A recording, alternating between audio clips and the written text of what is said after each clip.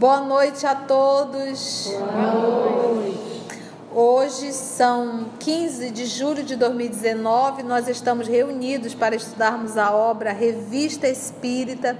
Nós estamos no ano de 1859, o mês de agosto. Nós solicitamos a presença dos nossos amigos espirituais, a assistência sempre do nosso Senhor Jesus, para que possamos conduzir esse trabalho em nome dele. Que ele possa envolver a nossa irmã Aramita e a nossa irmã Carla, que irão nos auxiliar nesse trabalho. Vamos lá? Um espírito serviçal. Extraímos as passagens seguintes da carta de um dos nossos correspondentes de Bordeaux. Eis aqui, meu caro senhor Allan Kardec, um novo relato de fatos extraordinários que submeto à vossa apreciação, rogando tenhais a bondade de interrogar o espírito que os produziu. Uma jovem mulher, que chamaremos Senhora Amália, é a pessoa por intermédio da qual se deram as manifestações que constituem o assunto desta carta. Ela reside em Bordeaux e tem 3 filhos.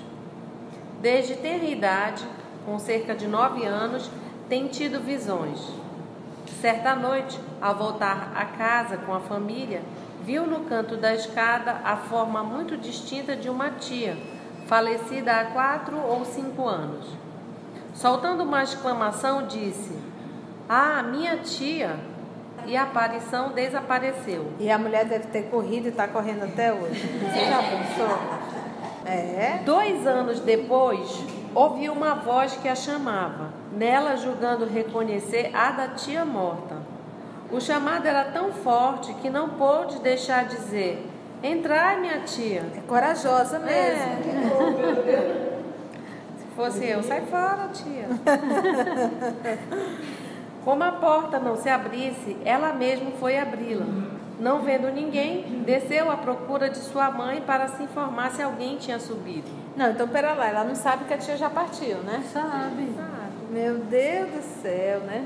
Mas olha, ela diz que ela desde tenra idade, ela tem visões desde os 9 anos. E ela já está adulta, com 3 filhos, então ela já está acostumada. Então ela sabe que a tia já desencarnou, né? Já. E o nosso Kardec, na verdade, ele se coloca como uma aparição, não é isso? Quem está escrevendo para ele, né?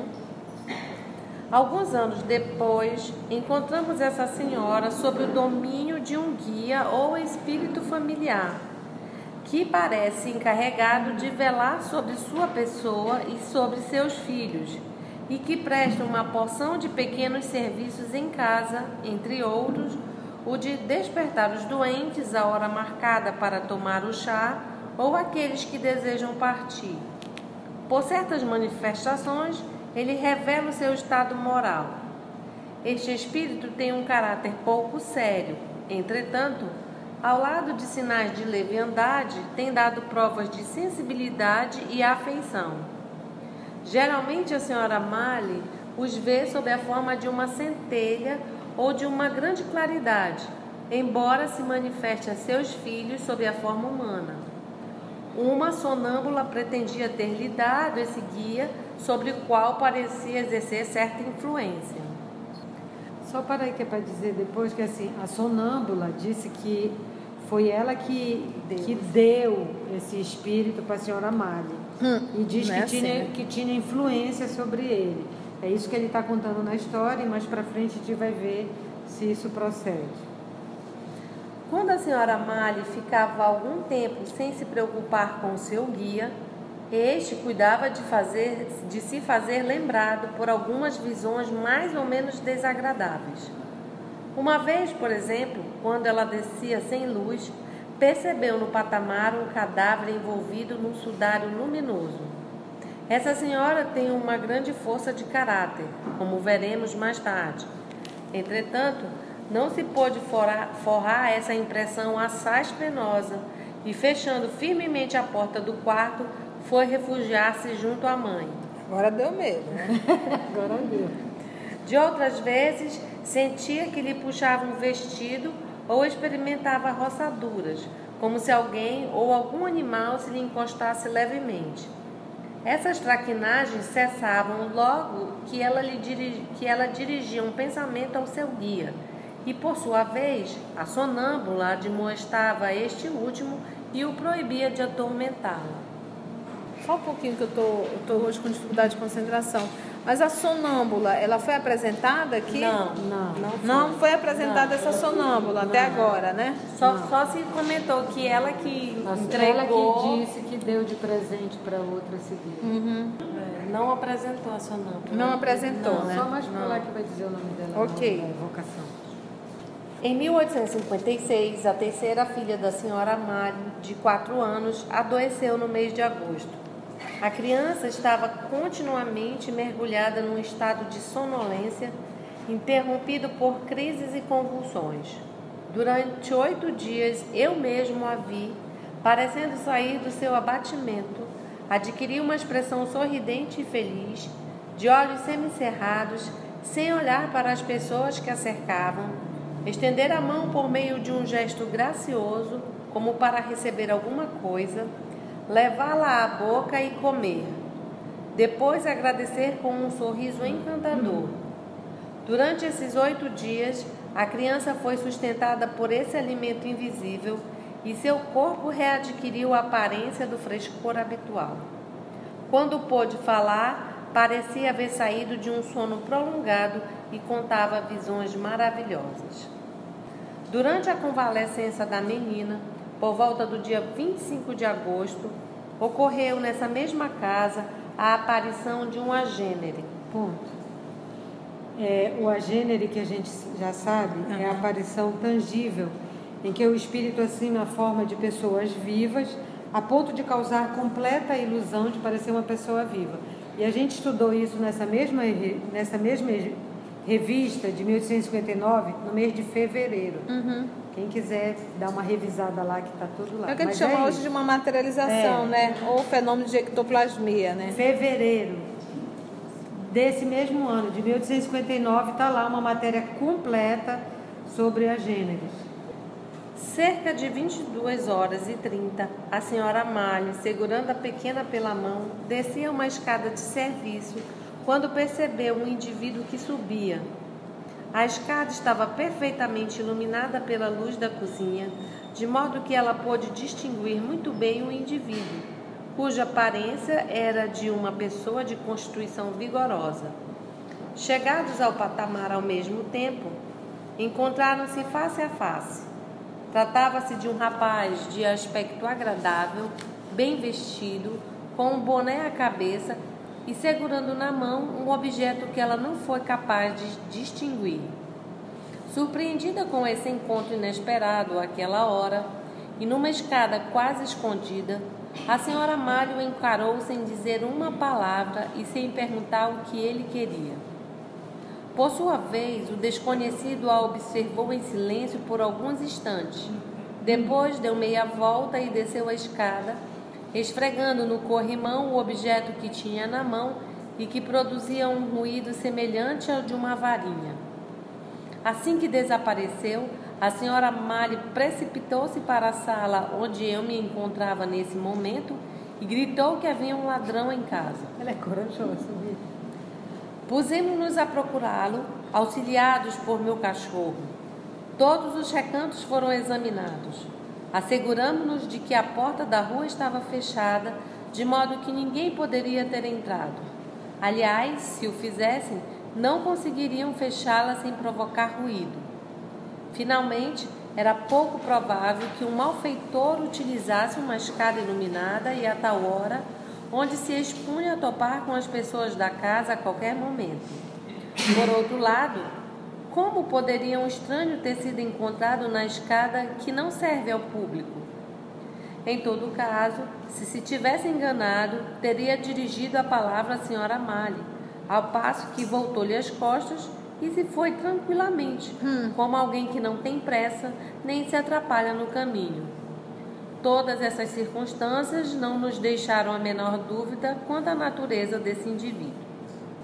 Esse espírito manifesta-se frequentemente por meio de ruídos que se assemelham aos do tambor, a golpes violentos no fogão, a batida de pés nas portas, que então se abrem sozinhas, e, por fim, a ruídos parecidos com os de calhaus que fossem atirados às vidraças.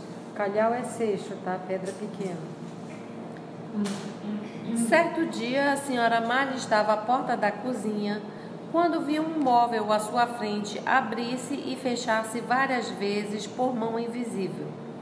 Em outras ocasiões, estando ocupada a acender o fogo, sentiu que lhe puxavam o vestido, ou ainda, ao subir a escada, que lhe agarravam o calcanhar.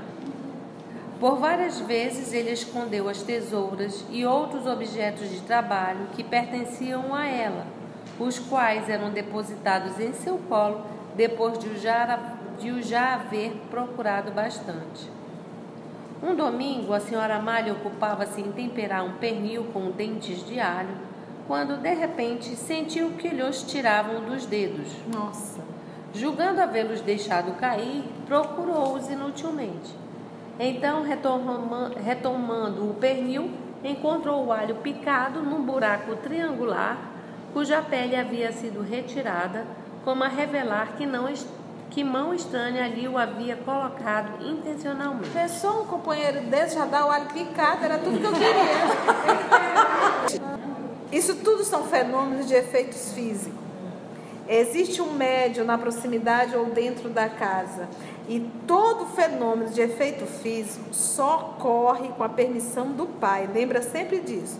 Por mais que tenha um espírito que quer realizar, por mais que nós tenhamos um médio disponível de efeito físico, só ocorre se o Pai permitir. Então, se o nosso papai permite, é porque existe um fundo moral muito grande para esse grupo e para nós que hoje estamos aqui estudando. Então, você vê, você imagina o alho saía das mãos. E ela imaginava que tinha caído, cadê? Procura o alho e já vai achar o alho todo picadinho? Sim, acho. Tá subindo a escada, alguém vem e pega no teu calcanhar?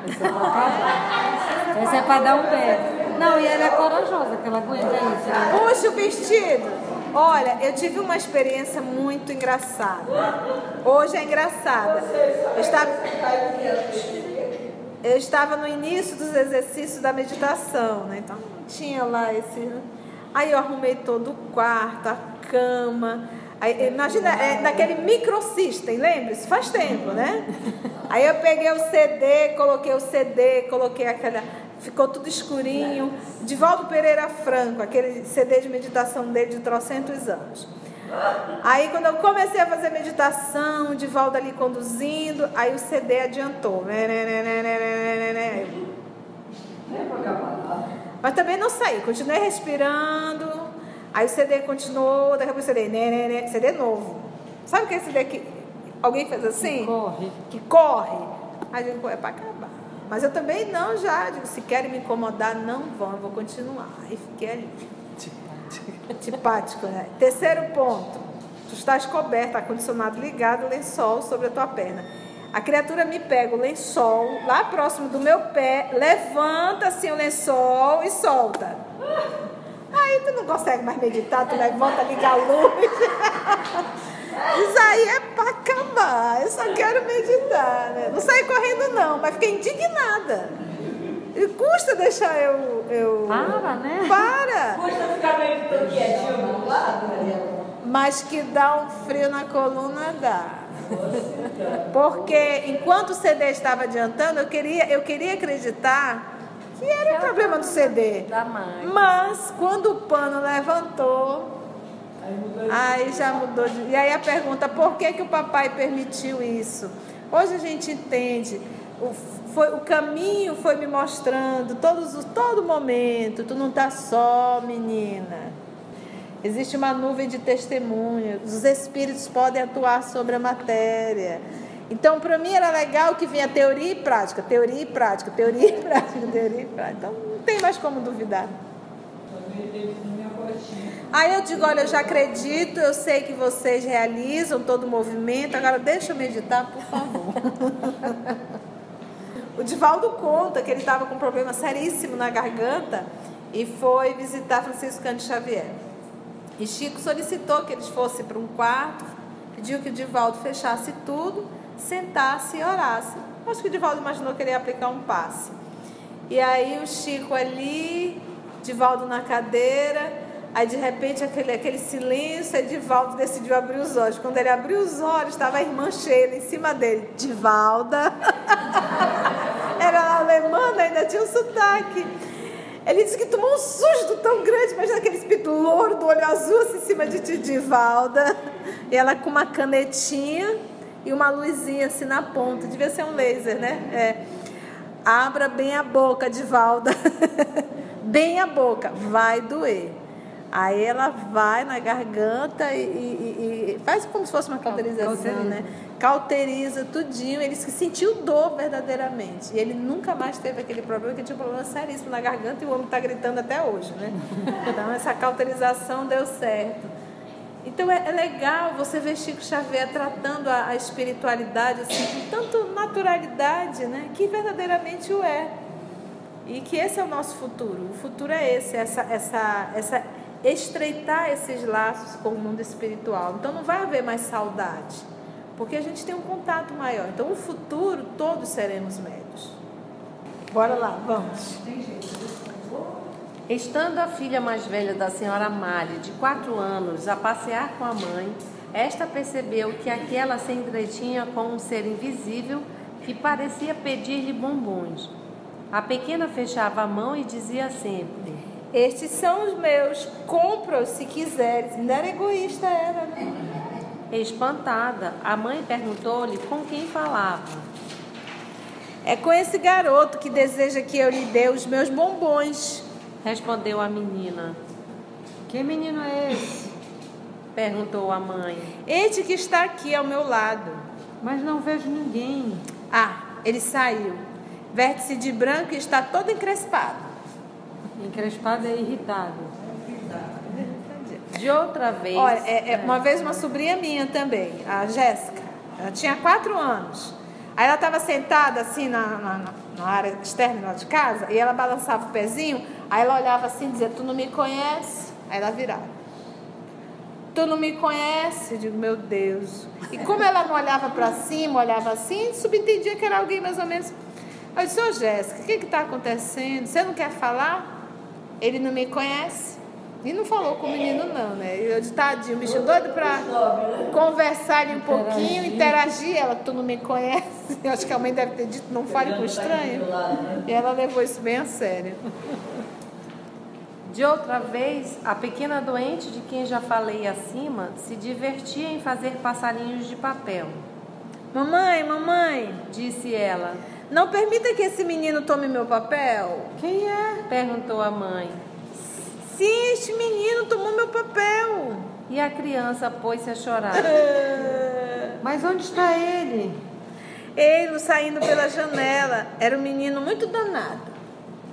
Esta mesma menina um dia saltava na ponta dos pés até perder o fôlego, malgrado a proibição da mãe que temia lhe fizesse mal. De repente parou e exclamou: ah, o guia da mamãe. Perguntaram-lhe o que isso significava e ela disse que vira um braço detê-la quando pulava, forçando-a a manter-se quieta. Acrescentou que não tinha medo e que imediatamente pensou no guia de sua mãe.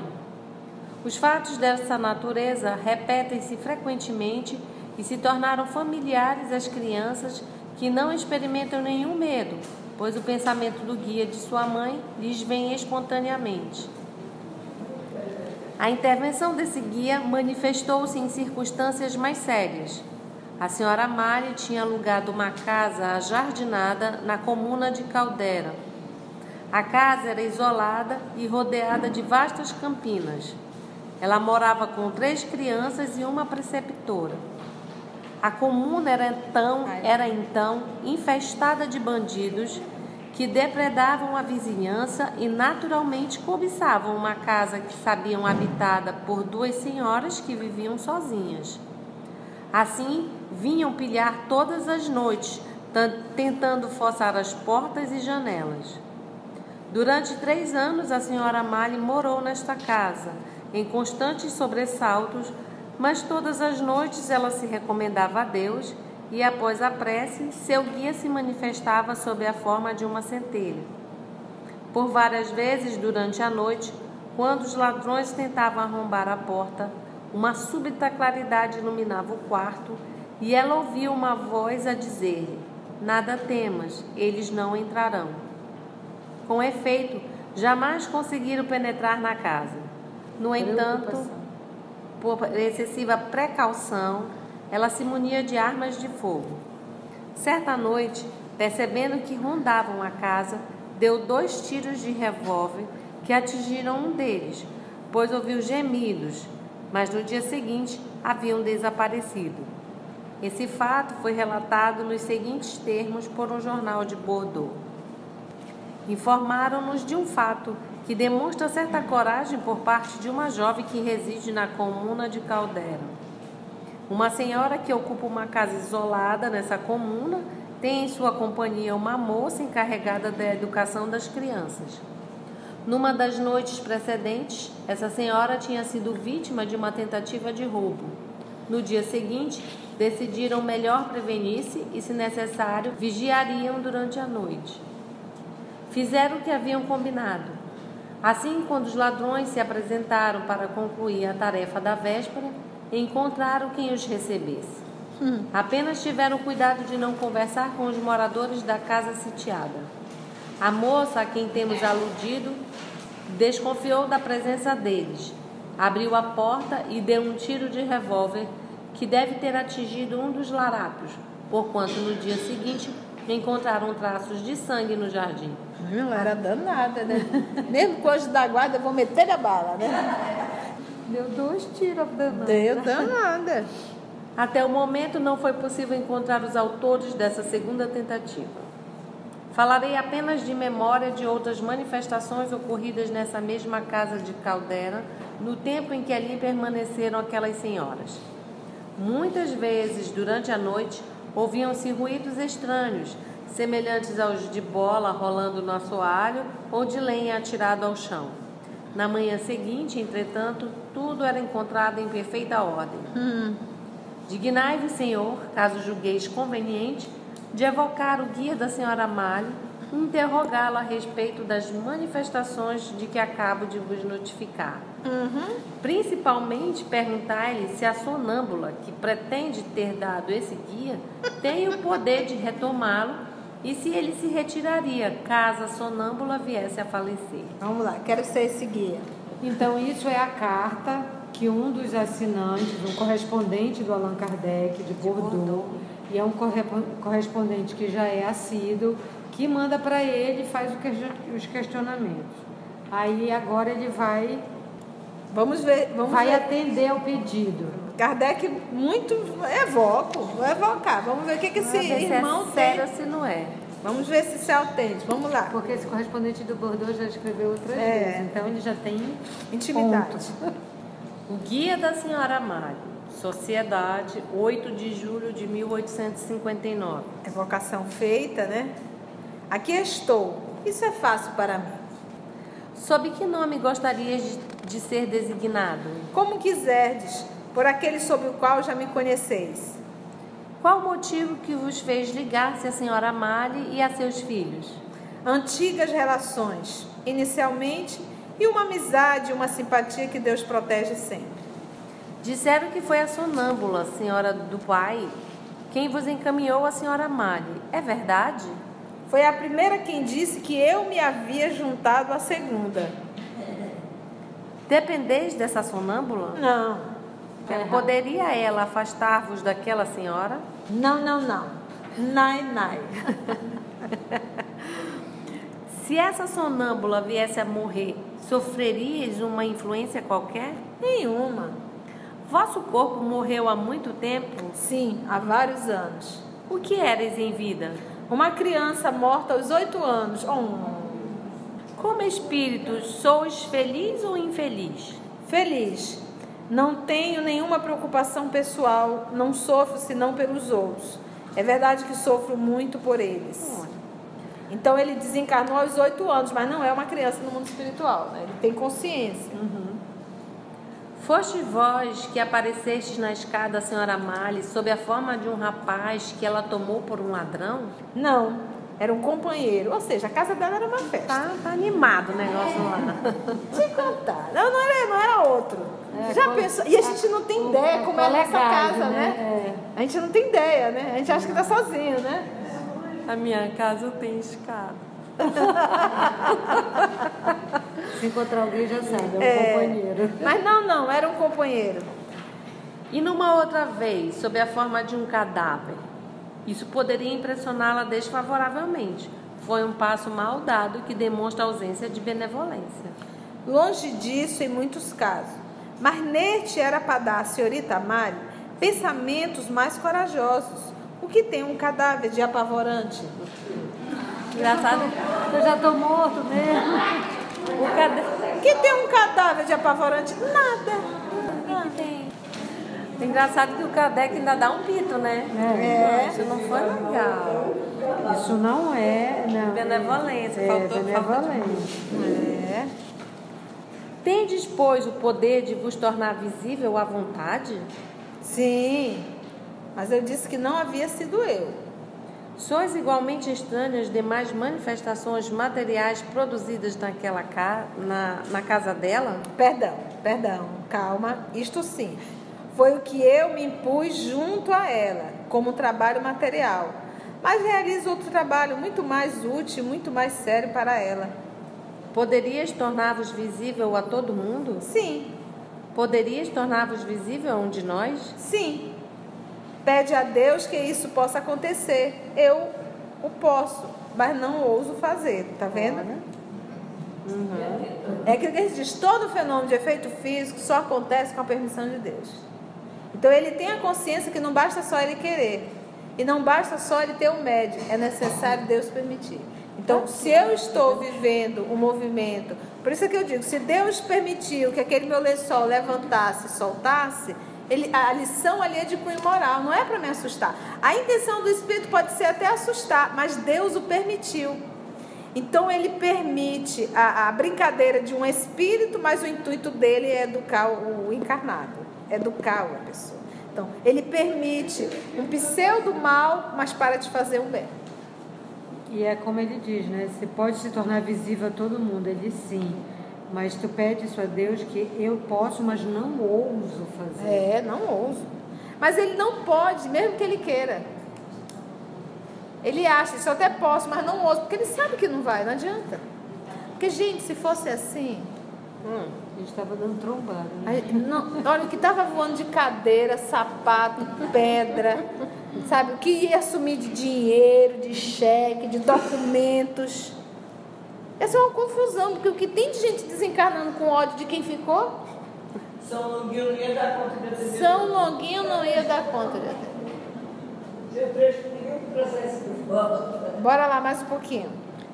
Se não quiserdes tornar-vos visível, poderias dar-nos ao menos uma manifestação, por exemplo, trazer qualquer coisa para cima desta mesa? Certamente. Mas para que serviria? Para ela é assim que testemunho a minha presença. Mas para vós é inútil, pois estamos conversando. Alô? Para que fazer isso? Movimentar um objeto, né? Estamos aqui no mau papo.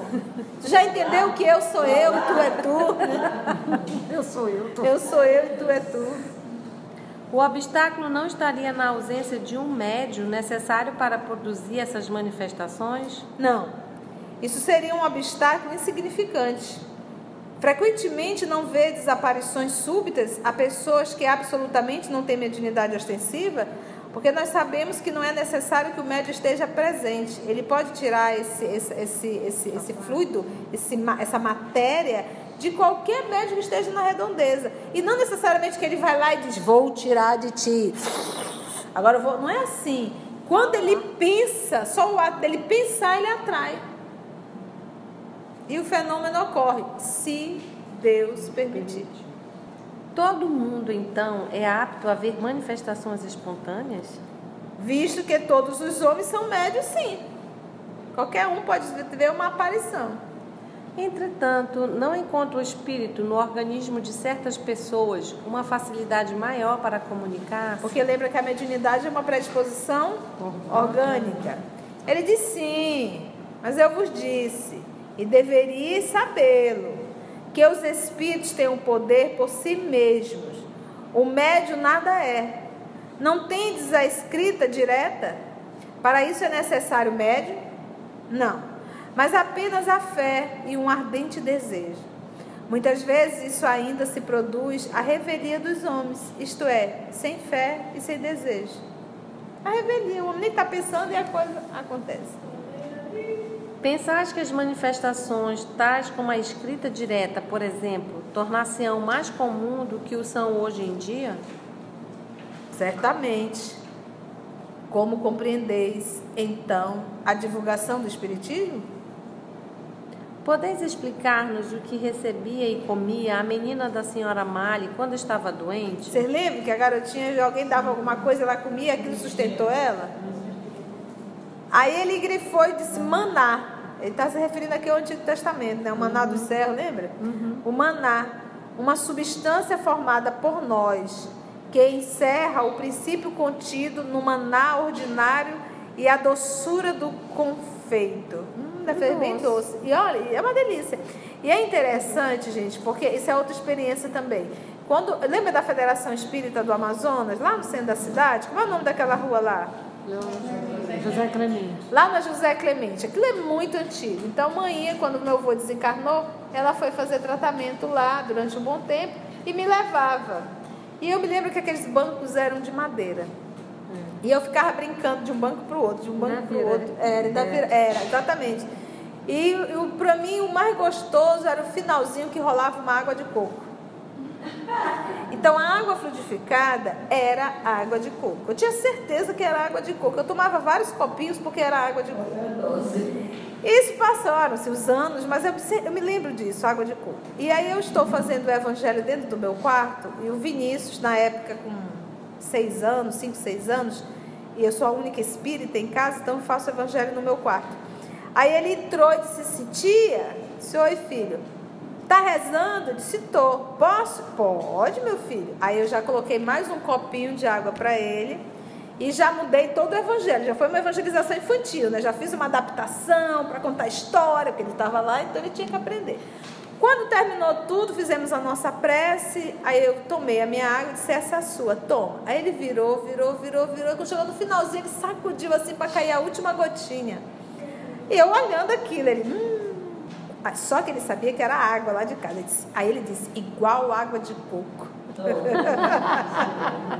Aí eu voltei ao meu passado, digo, o recurso que a espiritualidade utiliza para com as crianças, né? O respeito com as crianças. Então ficou aquela água docinha, né?